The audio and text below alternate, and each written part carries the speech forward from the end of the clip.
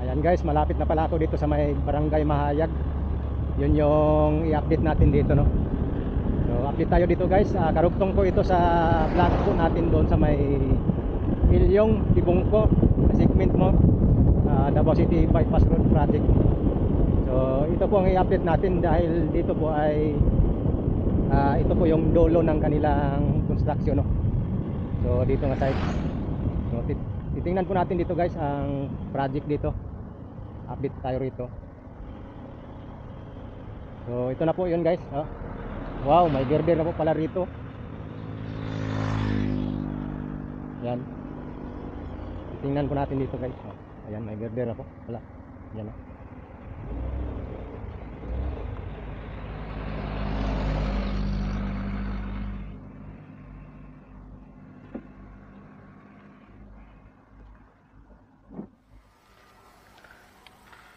Ayan, nandito po tayo sa may existing na daan po rito sa may Mahayag, Purok Otso. So ito po yung patungo ng Barangay Mahayag, doon Bunawa, no. So yan pong daan nito. So ito pong dito din na side, papunta rito pa kanan.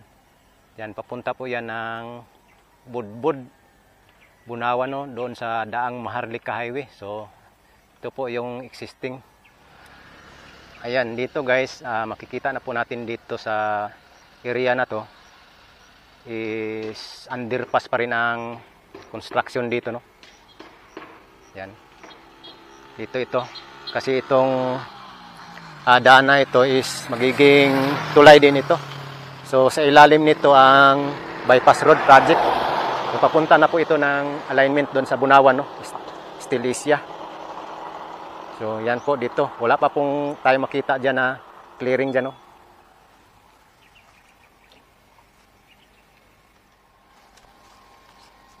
So ito po, kikita nyo, nakalagay na po sila ng girder dito.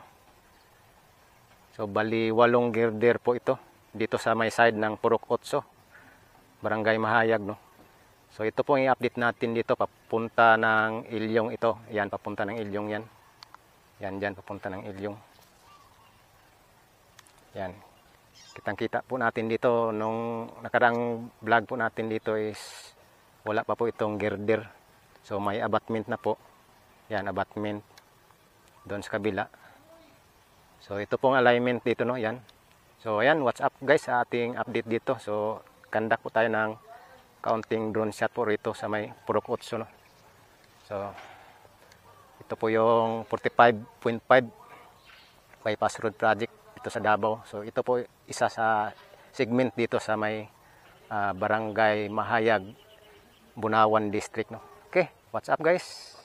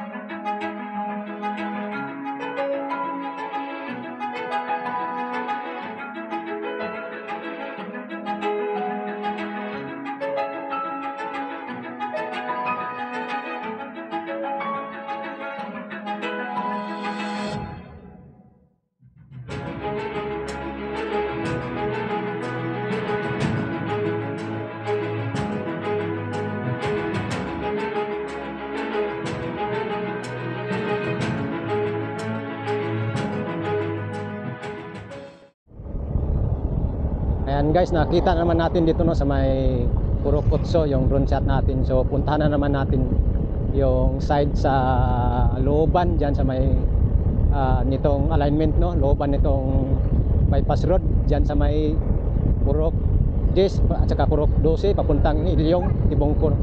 Okay, tara.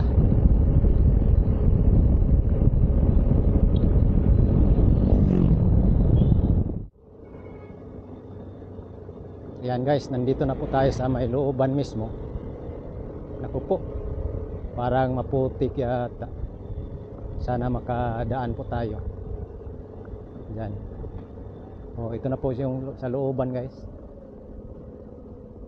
Uy, lapok man dire. Putik man. So ito na po yung site dito sa may Purok 10 man siguro ito. Okay. Grabe ka putik man. Wow, nakapagsiminto na pala sila dito. Putik man doon. Wala. Mantang kaagi. Lapok na dito.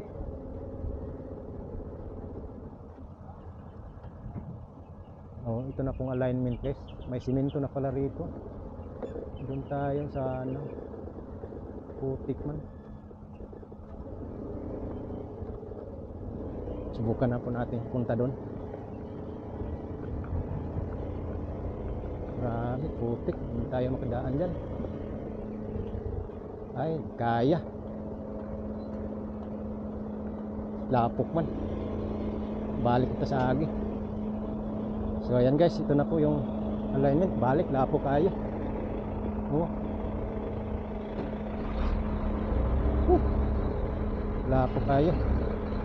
So hindi tayo makapasok guys sa mismong loob. So doon na lang tayo sa kabila.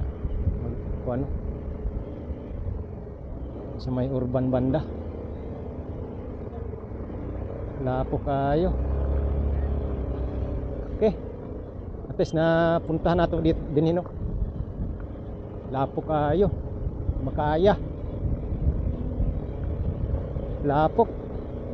Sige lang, at least na kuha naman natin ang drone shot dyan. Okay, yan po ang update. Tuloy-tuloy po kasi ang ulan. Kaya ganito.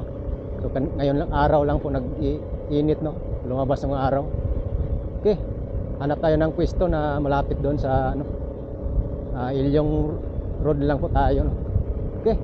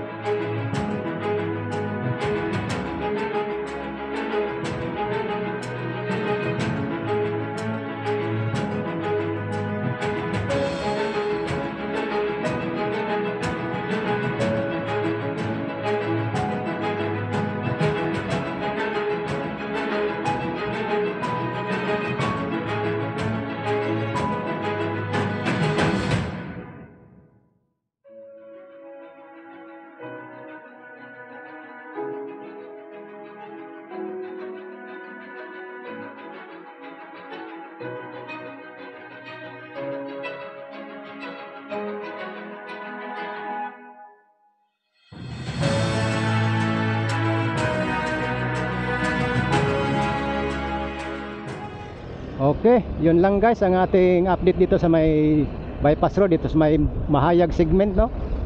Okay, kita na natin sa drone shot sa Mahayag. So doon sa may Purok 8, so may girder na doon, no? Yung may daanan ng papuntang Budbud, no? Bunawan. So thank you so much guys, yan lang po. At balikan lang po natin dyan ang project na yan, no? So tapos na tayo sa Ilyong, Modyang at saka Malagamot. At pakisilip na lang dyan guys sa mga update natin dyan, mga video natin dyan. Okay, thank you so much guys, bye bye, God bless everyone.